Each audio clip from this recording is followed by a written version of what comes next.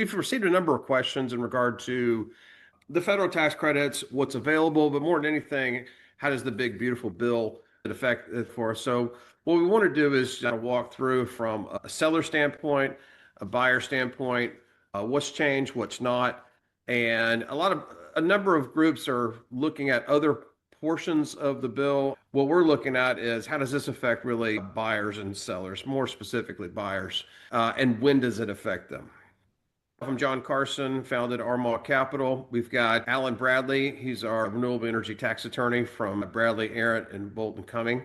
We have Nate Bell on the line. Nate has a background in solar development, and we have Peter Rourk. Peter has a lot of experience in tax credits and tax credit investments over the years, and he's our managing director of sales. So just a little bit of background. Everybody's aware of the Inflation Reduction Act that was signed by the administration, or the prior administration, in August of 22. And what this did is not only did it expand the technologies that earn credits, but it also allowed those credits to be transferred, much like a Georgia film credit, much like other states' historic straight transfer of the credit without having a buying or syndicating a partnership interest. This is a list of the energy credits that are being impacted that are able to be transferred as a tax credit for 24 and most of them for 25 as well. The rules for transferability, very similar to other areas of transferable credits. A one-time transfer allowed. Credits are paid for in cash, no bartering, and a discount. What's different here is that, and we'll cover a little bit later, but the discount achieved is not taxable for federal taxation. And there is a penalty if excess credits are transferred or claimed. And we go into how we mitigate that for the benefit of taxpayers with due diligence. So the big, beautiful bill passed, 3 weeks ago and was signed. This created a number of changes for renewable energy tax credits, including the production tax credit and the investment tax credit. I think we're gonna go into a fair amount of the changes and how they impact your clients, how they impact you, how they impact your companies. But most of the changes are focused on the sellers, and it's something that the buyers need to be cognizant of in regard to supply and further any risk litigants in your due diligence work. And so that's why we wanted to have this conversation today.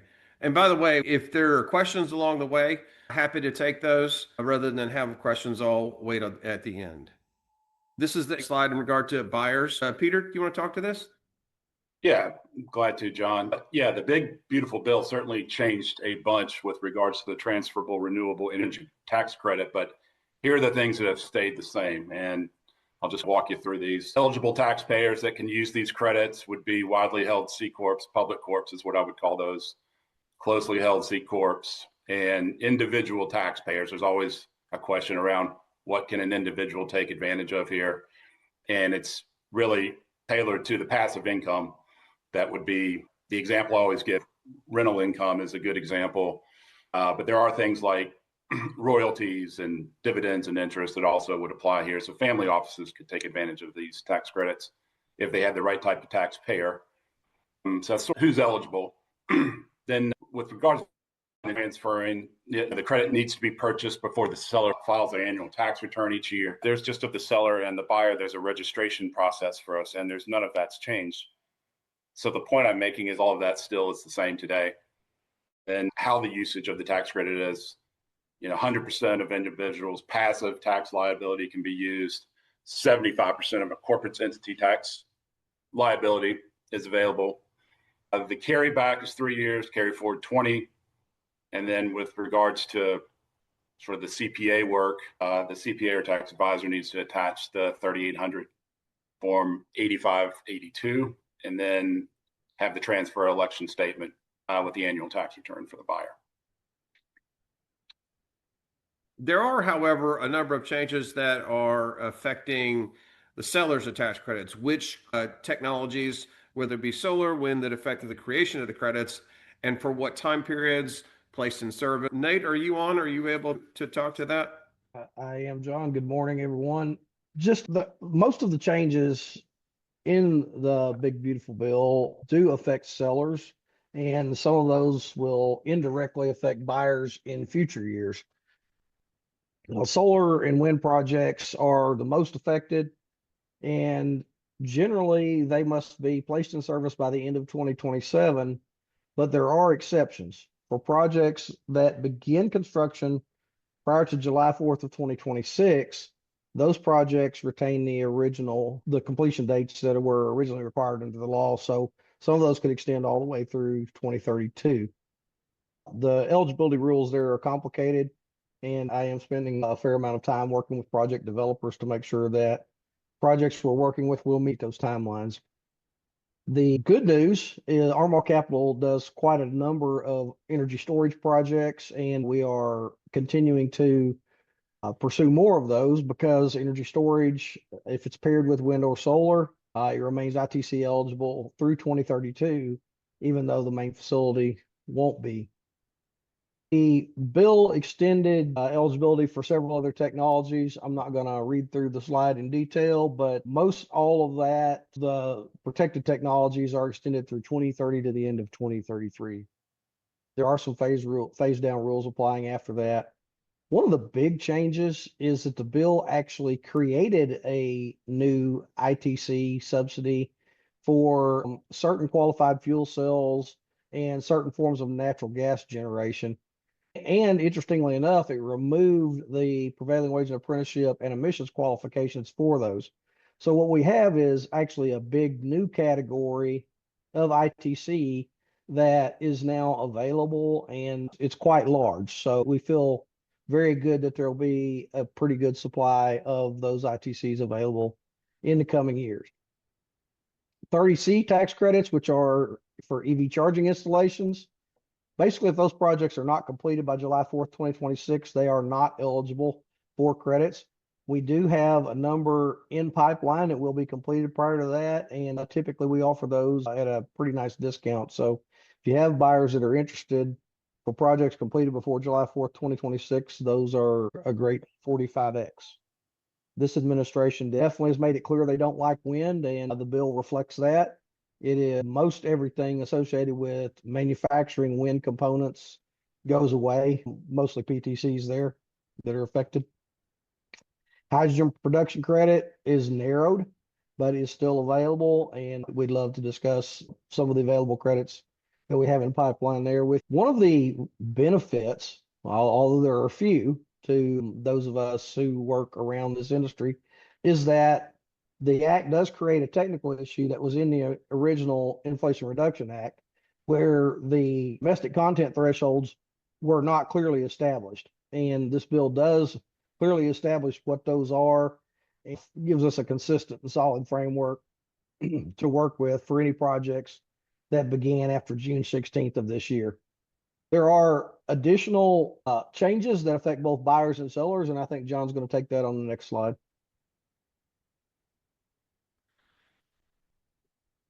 Thanks, Nate. I would say two things that affect both buyers and sellers that you can see on the slide there.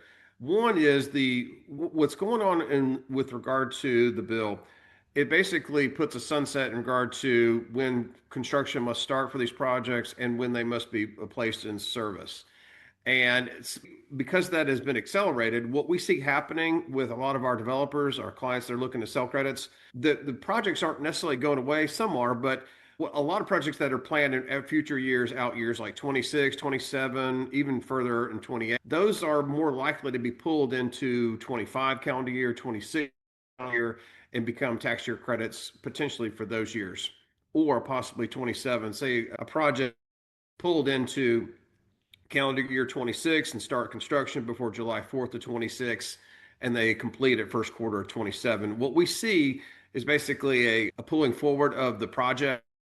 And we think that's going to create a pretty abundant supply of these credits, but obviously at some point it's going to taper off. Now that particularly applies to solar and wind. There are some other projects that we're working on, such as like Nate mentioned in regard to energy storage, hydrogen, geothermal. Those projects are going to be staying around a little bit longer and present opportunities for your clients. The other thing, and we just wanted to cover this, and I'm glad Alan Bradley is on, but it's in regard to the FEOC, or the Foreign Entity of Concern restrictions. What this does, it's a new provision within the code. And what it does is prevents the earning or awarding of tax credits or the claiming of such credits by a transferee from projects that have substantial equipment or financing, or I should say control from countries of concern. And those countries, as identified, are China, Iran, North Korea, or Russia. This takes effect for 26 tax year. So this is not going to affect, as we read it, it's not going to affect 2024 tax year credits. It really doesn't affect 2025 tax credits that have already been earned for place in service or for projects that have begun construction by December of 25. What it's going to impact is credits basically that start construction after that date and earn for 26 tax year or later. And I know many of you have asked about in regard to the executive order. We're watching the Treasury to see what rules and regulations they issue in regard to the FIOC restrictions. But as of now, as how the big beautiful bill or the reconciliation bill is written, there's no concern to 24 credits, 25 credits, as long as construction begins on or before December of 25. Alan, did you want to comment any further in regard to the EO and specifically the FIOC restrictions? I'm just echoing Nate's comments that mainly this is on the fiat restrictions are on the supply side. So you've mentioned, John, that certainly the restrictions do not have any impact on the 24 and 25 credits. So this executive order certainly places things at risk for suppliers because there's certainly going to be some movement in the goalposts. For example, the definition of the safe harbor, the 5% rule for beginning of construction. But again, that mainly is on the supplier side, not the buyer side. John, if I could just follow up on that, because I think it's a really important point for all of our buyers. This would not affect the majority, in fact, virtually all of 2026 tax year credits, because most of the projects are going to be safe harbored. Now, it is important that a buyer have good documentation that safe harbor was met. And it's one of the reasons why we at Armagh are so insistent upon a third-party report that clearly validates all of the documentation associated with that. We take real clear steps to make sure that the credits that we're offering have in fact been third-party validated. Thank you, Nate. Yeah, and there's, just to reiterate, there's three things we always have to transact a credit. One is, like we said, a CPA, or it's going to be a cost verification report of some sort, usually done by an independent consultant, counting the cost in regard to what is qualified cost and then what is the credit qualification percentage. Is it 30%, 40%, 50, whatever. Second, we need property insurance on the installation just to protect the taxpayer in the event of any type of recapture. And third, we always ask for indemnification or a guarantee.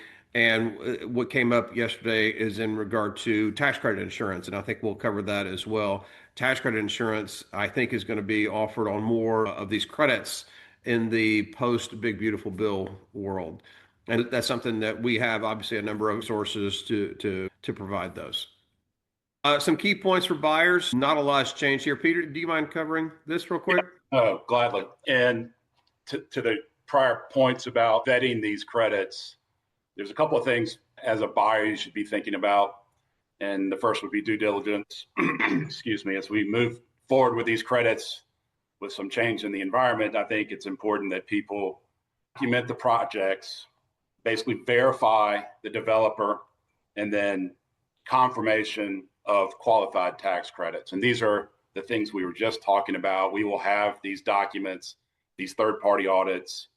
We'll have data rooms for you, Dropboxes, whatever, but it's going to be a key part of the purchasing process as we move forward. And I just want to stress that we take this very seriously. And we would love to talk more about the due diligence than just buying and selling of tax credits. So something to take note of.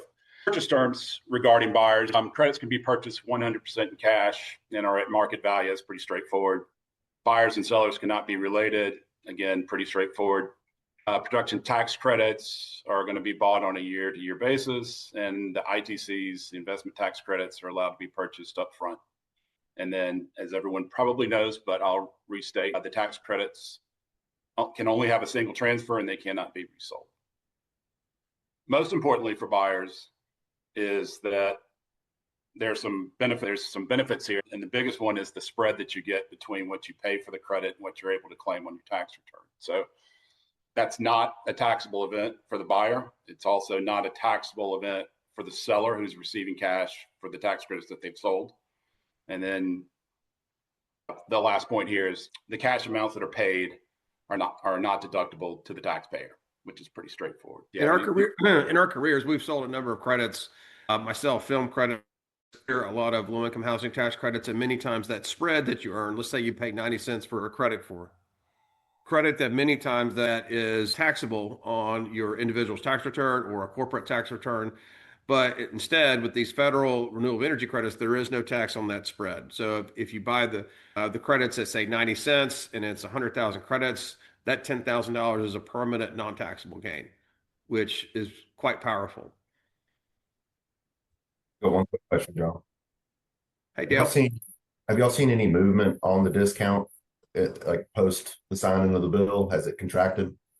Yes, we have actually. We're seeing a number of sellers that are impacted, Dale, by two things. One is, I'm sorry?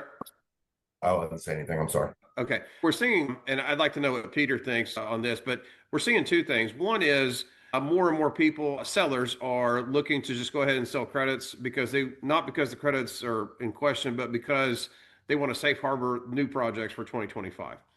Okay. And the second, the reconciliation bill, whatever you want to call it, has put some questions out there. And that's the reason why we've had this webinar to answer some of those questions. But that's created some market changes as well. Yeah. To answer your question specifically, yes, we've seen some downward pressure on pricing on credits. I'd say anywhere from 3 to 5, honestly, as far as a purchase. I will probably send out my federal credits, and there's going to be some pretty nice spreads for all of these vetted and credits for 24 tax year. I've not seen it move substantially yet for 25, but I believe that's coming. Peter, I don't know what your take is, but I think there's just going to be downward pressure because of the supply of credits as well as on the buy side. I agree with the downward pressure. I don't think it's going to be severe, but I think it's going to be, the buyers are going to probably get a little better pricing. I do think there's a need to mention that quality is going to matter significantly next year. Quality of projects, quality of institutional investors. Anyone who's bought these credits, and I'm really probably speaking of institutional investors at this point, that have bought these credits in the past couple of years have really accelerated some of their purchasing because they know the process, they know the developers, and they're just looking to get the credits that they need since there's a 20-year carry forward. People that have never done it are probably a little more wary, and I think that wariness in the marketplace is putting some downward pressure both at the developer level, and the investor clearly is looking to get a little bit of a price concession. So I hope that answers your question, Dale. If I could just piggyback on that, since I deal with the sellers on a daily basis, what John touched on, I think, is a temporary thing, but I do think we'll see it the balance of this calendar year. And that is, or at least until probably November sometime. And that's just the number of these developers looking to safe harbor projects and really, really aggressively pursuing cash. And they're right now, I would say, if you're a buyer or you have a client that's a buyer and you're considering credits, a cash offer right now can get you a discount. Bring those to John or Peter. And if you got a client that's looking to buy credit, make an offer, because I can take that back to my sellers right now, and they are aggressively seeking cash and will make deals, bottom line. I don't know if that will persist after the first of the year. I don't think it will, because they're seeking to safe harbor. Dale, we do a fair amount of due diligence up front before we even bring these credits. What I would say is the sooner people act, the better, because the better quality credits are going to be taken up, and we're just not going to offer credits with questionable due diligence. On that, a good segue into the risk in regard to these projects. There's basically two types of risks we've talked about in the past. One is on recapture, where you have an ITC. If the solar installation or whatever renewable energy installation, the property has to stay in place for 5 years. And if it doesn't, they could have a recapture event. That's why we ask for property insurance to make sure the Treasury usually allows people to have a make whole provision. For example, if a hurricane went through or a storm went through at the beginning of year 4 of a 5-year recapture period, usually developers just go in and repair the panels that were affected and get it back online in a very reasonable amount of time. The other kind of risk is disallowance, and that's when there's inflated costs or disallowed costs, and that's why we always insist on a due diligence / cost segregation report. If you've done tax credits works and on the state side, you might have heard this be referred to as a CPA comfort letter or something along those lines. We always ask for these 3 items: a report, property insurance, and like I said before, an indemnification to the purchaser. And obviously there's other due diligence documents as well: fiat compliance, engineering reports, entity information, PDEP, price, prevailing wage and apprenticeship information, all the above. I was just going to say the benefits, just to summarize, is a direct cash savings on federal taxes that's not taxable against the face value. Second, obviously sustainability in regard to purchasing tax credits and renewable energy investments. And third, just about all of our developers are more than agreeable for the use of summary level project information, photographs, and other media within annual reports, social media, and so forth. They like having that kind of exposure. So with that, that's pretty much what we wanted to talk about today. Alan, have I forgotten anything? Alan Bradley? John, I think you made a comment about insurance being more important post the big beautiful bill. And one thing that was amended specifically with respect to solar and wind is the accuracy related penalty, and that may lead to more insurance for the solar and wind projects.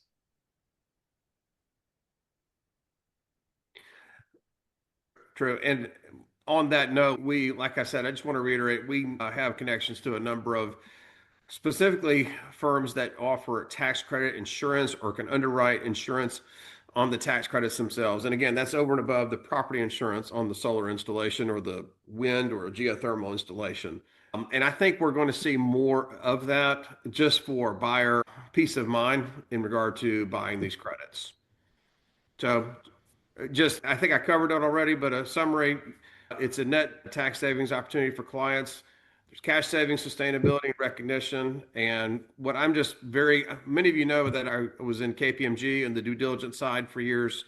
I'm just all about the documentation, as I know Peter is, as I know Nate is. And that's how we mitigate risk on the front end on these projects. So with that, please feel free to reach out to us. This meeting is going to be available via recording on our website, as well as these slides. Below is on the screen our contact information, and we're happy to be a resource. Tracy, is any other questions, or Alan, any other parting thoughts? I think you covered it well, John. Just chime in, honestly. I don't hear any other questions. I don't see anything in the chat. Nate, any other final thoughts in regard to supply or anything like that? John, I just encourage everyone. I do think we have a relatively short bargain period available while these developers are seeking cash to safe harbor, and take advantage of that if you can. Great. Peter, final thoughts? Yeah, no, I would just echo pretty much the sentiment that we're excited to maybe work with folks regarding these tax credits, and our door is always open. So happy to answer questions, attend meetings, talk to your clients, whatever works best for you. Sounds great. Yep. All right. Thanks everybody for joining, and Thank you. have a great day. Same. Thank you. I appreciate it. Thank you.